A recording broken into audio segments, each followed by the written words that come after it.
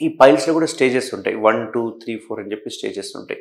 So, యూజువల్‌గా 1, 2కి మనం సర్జరీ అంత రిక్వైర్ ఉండదు. మామూలుగా ఇండియన్ కమ్యూనిటీలో చూసుకుంటే మనం తీసుకునే ఫుడ్ వలన ఎంతో అంత కాన్‌స్టిపేషన్ అనేది ఉంటుంది. సో, 1, 2 వల్ల కొందరికి సింప్టమ్స్ రావు. బట్ కొందరికి సింప్టమ్స్ వస్తాయి 1, 2 వలన. అట్లాంటి వాళ్ళకి మనం సర్జరీకి ప్రిఫర్ చేస్తుంటాం. యూజువల్‌గా 3, 4 స్టేజ్‌కి అయితే 100% మనం ప్రిఫర్ చేస్తాం సర్జరీ. సో, ఇక్కడ మనము తీసేయకుండా పైల్స్ ఆపరేషన్ అంటే తీసేయకుండా దానిలో ఉండే బ్లడ్ వెసల్స్ ఏవైతే సప్లై చేస్తున్నాయో ఆ బ్లడ్ వెసల్స్‌ని లేజర్ ద్వారా మనం కాల్చేయడం జరుగుతుందన్నట్టు. సో, ఇట్లా కాల్చడం వల్ల ఏమవుతుందంటే ఆటోమేటిక్‌గా పైల్స్ ఏవైతే బయటికొచ్చేసినాయో అవి స్లోగా ష్రింక్ అయిపోతూ నార్మల్‌కి అయిపోతాయి. గ్రేడ్ 4 ఉన్నది కాస్త గ్రేడ్ 1కి వెళ్ళిపోతుందన్నట్టు. సో, ష్రింక్ అయిపోతుంది. ఇట్లా ష్రింక్ అవ్వడానికి యూజువల్‌గా 2-3 వీక్స్ టైం అనేది పడుతూ ఉంటుందన్నట్టు. సో, ఇది సింపుల్ ప్రొసీజరు అండ్ అంతా 20 మినిట్స్‌లో సర్జరీ అయిపోతుంది. అండ్ ఒక్కొక్కసారి అవసరం పడితే గనక స్టేజ్ 3, స్టేజ్ 4 ఉండి పెద్దగా ఉండి ఇంటర్నల్ అంటే లోపల గనక పైల్స్ ఉంటాయి. ఎందుకంటే పైల్స్‌లో 2 రకాలు ఉంటాయి. ఒకటి బయట ఉంటది. ఒకటి లోపల ఉంటుందన్నట్టు. బట్ బయట ఉన్న, లోపల ఉన్న 2 రక్తనాళాలే.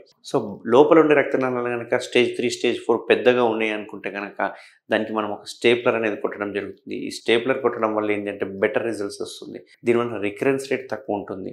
సో, అన్నీ ష్రింక్ అయిపోతాయి. లోపలికి వెళ్ళిపోతాయి అన్నట్టు. దీనివల్ల ఏంది అంటే ఫ్యూచర్‌లో మళ్ళీ పైల్స్ వచ్చే అవకాశాలు తగ్గుతాయి అన్నట్టు. సో, ఈ స్టేప్లర్ ఏసినా గానీ మనము యానల్ కెనాల్ వర్జ్ నుంచి ఓపెనింగ్ నుంచి చాలా లోపలేస్తాం కాబట్టి ఇది కూడా కంప్లీట్ పెయిన్‌లెస్ సర్జరీ. స్టేప్లర్ చేసినా గానీ మనకి ఎటువంటి పెయిన్ ఉండదు.